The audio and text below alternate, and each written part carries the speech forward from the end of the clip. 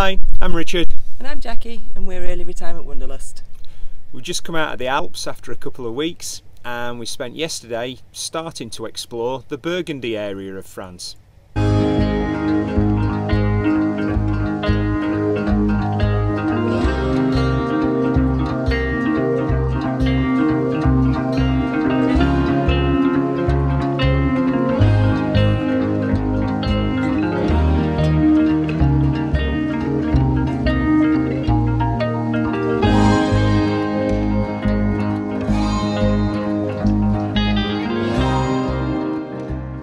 Yesterday, we had already planned to move on, but the heavens had opened in the night, and we woke up to a very different Lake Annecy than when we arrived. It was very wet. And the entire campsite was moving on, so it suggested that we were doing the right thing. So we headed north, and we again used another guidebook. Yeah, we're on our way home really. We've got 4 more days until we need to be at the port, so we had a look at where we thought we might want to go.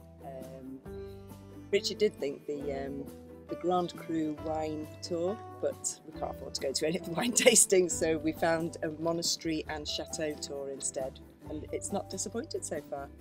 So we're heading up through Burgundy, and yesterday the first stop off was a tiny little town called Cluny.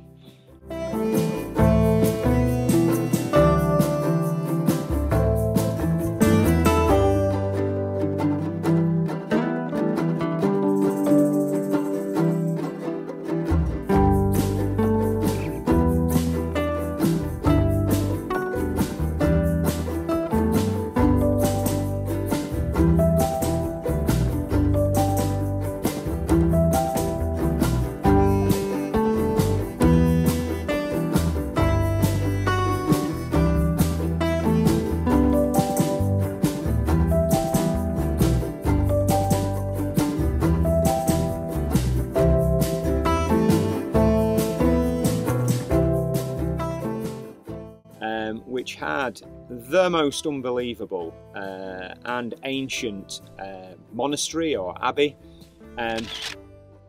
Some fun facts about Cluny that we can remember. The abbey was built in the 900s, and it was at that point the biggest abbey in all of Christendom. It was founded by 12 Benedictine monks, and at the height of its power had over 10,000 monks worshipping there. And it was only superseded as by a bigger church when St. Peter's was built in Rome. So fun facts from Cluny. Never let it be said that we don't love our history. It was beautiful, but the storm was coming in, and we got absolutely drenched. But what it did do was give some amazingly wonderful skies to take photos of. There was a definite doomsday feel about wandering around the town. So next up, following the guide in the book, we drove through a town called Palmatin, I think, something like that. And headed to the town that we stayed in last night, which was called Chapez. I think it's a little bit grand to call it a town. It's a tiny little village based around, again, a 1,000-year-old church, and it is just so stunningly French. You just cannot believe it. We had a lovely night last night. We did. It's beautiful. It's got 2 restaurants and probably only 30 houses. Both restaurants came to life at night. People from all the surrounding villages descended, and we sat and had 2 very gorgeous glasses of traditional Burgundy French wines. And just watched the world go by and watch the sunset in a very peaceful village. We stayed here last night in their air. It's just a car park on the edge of the village, and it's pretty. We've got a view of the church just out the window there.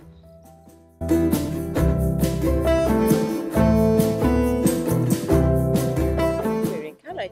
We're getting ready to get the ferry in the morning on our way home. Since we last did any filming, we have been following a gift from our daughter, a few years ago actually, when we first bought the van. France's Best Road Trips, a Lonely Planet guide, and we've chosen a Burgundy trip to follow the monasteries and churches. Medieval Burgundy. Medieval Burgundy. We wanted a route to travel north.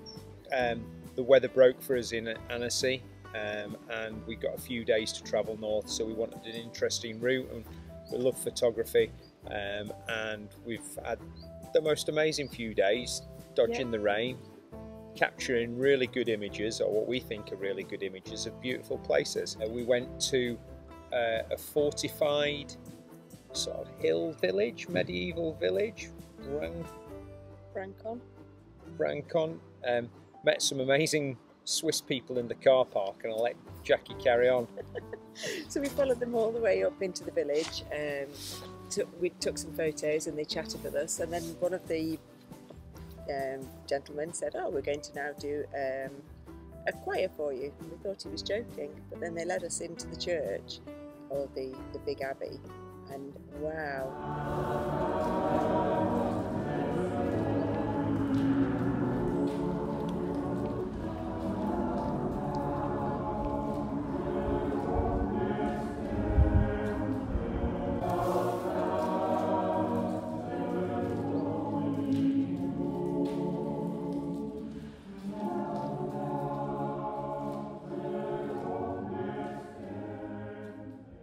There's about 8 of them, and their singing was just, it put hairs, my hair stood on end from it.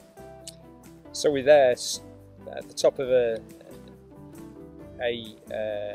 hill fort in a monastery, really basic, loads of choral music going on at about 9:30 in the morning with no one else around, so nothing so strange as in France. Yeah, it was amazing. Where do we go next? Again. I'm going to do the peppers.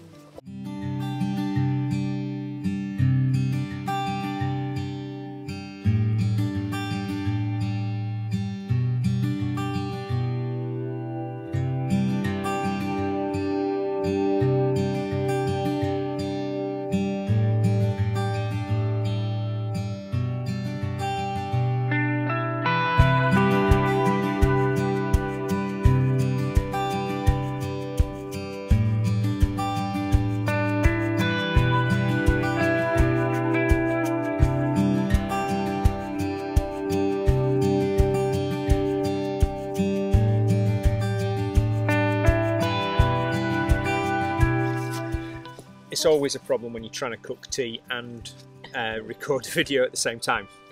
So after that we headed to a town called Tornas, which had a huge abbey that was built in the 12th century by the Benedictine monks. For the Benedictine monks. Was it? It was Tornas where there was just like the quiet town around it, wasn't there? Ish. Was that Tornas? We went in the crypt. Yeah, we went in the crypt. It was really spooky. It was dark. It was. Oh yes. Yeah, bit of a surreal experience. We went down into the crypt, and it was just before 12 o'clock, and I think they switched the lights off on us because that was the end. There was a church service that was going to start at 12 o'clock. Okay, where do we go next? Buin, Burgundy's prosperous and supremely appealing capital of viticultural Buin. We were a bit disappointed by Buin. Yeah, it was actually really busy. The one place that we wanted to visit, because I'd seen photos in our tour book, you had to pay €11 to get in, but seemingly you couldn't go very far inside to it, and there was huge groups of school kids queuing up. It seemed a really sort of commercial place, and it seemed like it was set up for tour groups and coach parties. It was a big centre of the wine region, the Burgundy wine region, and there was lots of wine caves and tasting houses, all far too rich for the money that we had. The tasting experiences started at €25 a head and went up to like €50 a head, which was just too much for a day. And we were also driving, so we couldn't drink a lot anyway. It didn't help, it rained. a lot while we were there. Yeah, and we just dodged our way back to the van from undercover area to undercover area. So it was pretty wet, bit of a disappointment, that one. But it did then get us to a town called Alton a little bit earlier, which we didn't know what to expect, and it was fabulous. The abbey in the middle was just gorgeous, and we found a really fab park up for the night up on the hills that looks down at the city lights.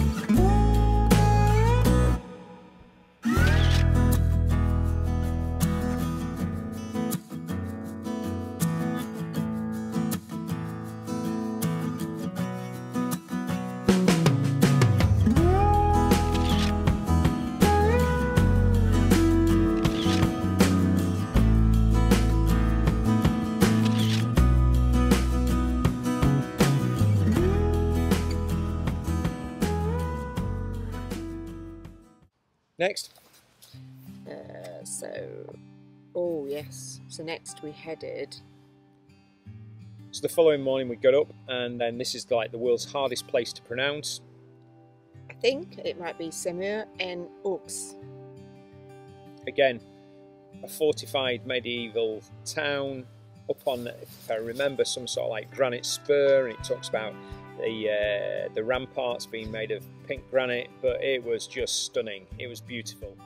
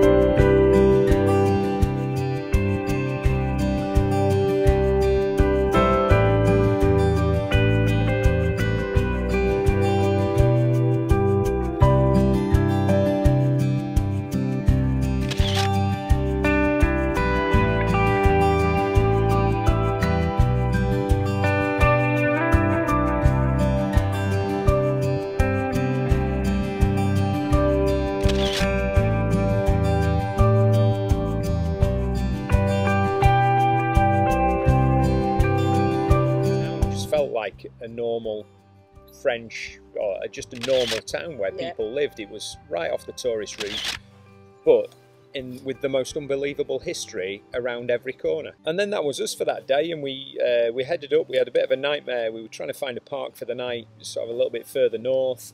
We thought that we'd try out some of the motorhome airs, but seemingly every man and his dog was parking up for the night. Yeah, we wanted to stay in Epernay, which is the centre for the Champagne region. We'd been before a few years ago.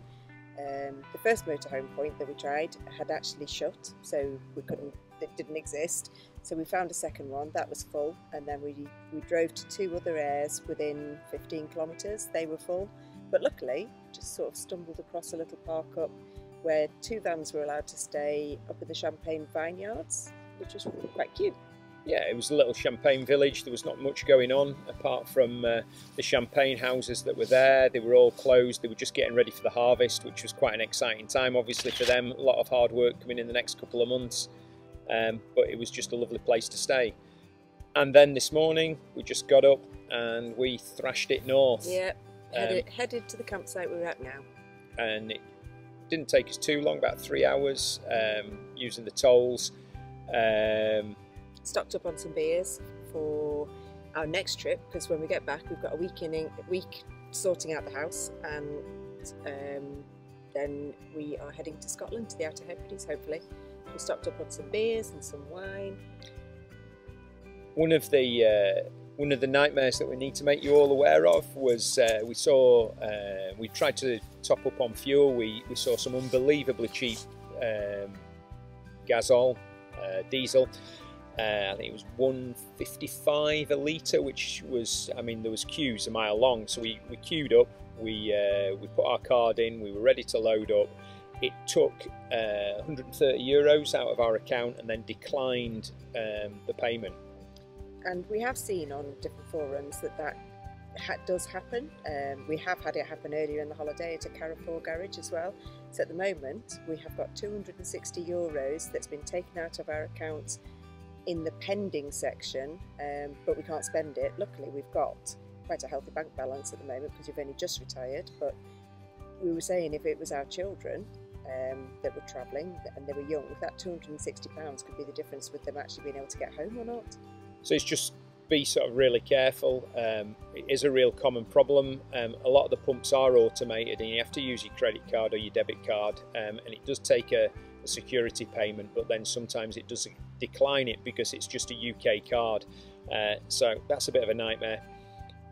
We're gonna carry on cooking tonight. Sun's gone down, have an early night, and then we're on one of the first ferries home. Yay! And hopefully getting ready to move into our new house soon.